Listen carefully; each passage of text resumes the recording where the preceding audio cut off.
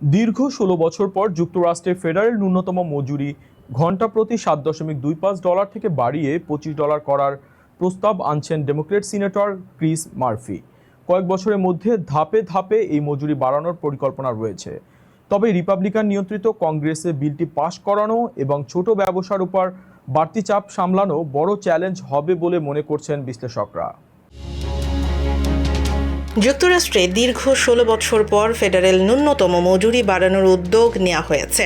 ঘণ্টা প্রতি $7.25 থেকে বাড়িয়ে $25 করার প্রস্তাব আনতে যাচ্ছেন কানেকটিকাটের ডেমোক্র্যাট সিনেটর ক্রিস মার্ফি। এই প্রস্তাব বাস্তবায়িত হলে যুক্তরাষ্ট্রের শ্রম বাজারে বড় ধরনের পরিবর্তন আসতে পারে বলে মনে করছেন বিশ্লেষকরা।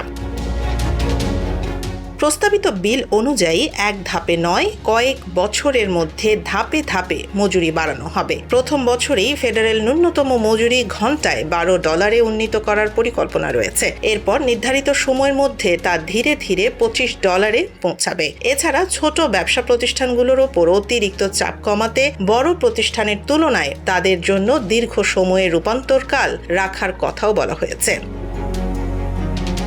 বর্তমানে যুক্তরাষ্ট্রের ফেডারেল ন্যূনতম মজুরি ঘণ্টায় $7.25, যা 2009 সালের পর আর পরিবর্তন হয়নি। যদিও ক্যালিফোর্নিয়া, নিউ ইয়র্ক ও ওয়াশিংটন সহ বেশ কয়েকটি অঙ্গরাজ্যে এর চেয়ে অনেক বেশি ন্যূনতম মজুরি কার্যকর রয়েছে, তবুও ফেডারেল হার অপরিবর্তিত থাকায় বহু অঙ্গরাজ্যের নিম্ন আয়ের কর্মীরা এখনও পুরনো হারে কাজ করছেন।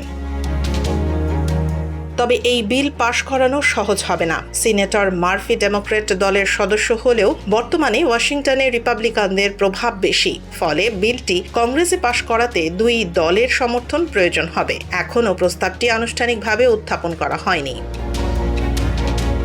অর্থনীতিবিদদের একাংশ বলছেন এই বিল আইনে পরিণত হলে কোটি কোটি কর্মীর আয় বাড়বে এবং তাদের জীবনযাত্রার মান উন্নত হতে পারে। অন্যদিকে ব্যবসায়ী মহলের কেউ কেউ আশঙ্কা করছেন শ্রম ব্যয় বেড়ে গেলে ছোট ব্যবসাগুলো অতিরিক্ত চাপের মুখে পড়তে পারে। ফলে বিলটি নিয়ে কংগ্রেসের তীব্র বিতর্ক হওয়ার সম্ভাবনা রয়েছে।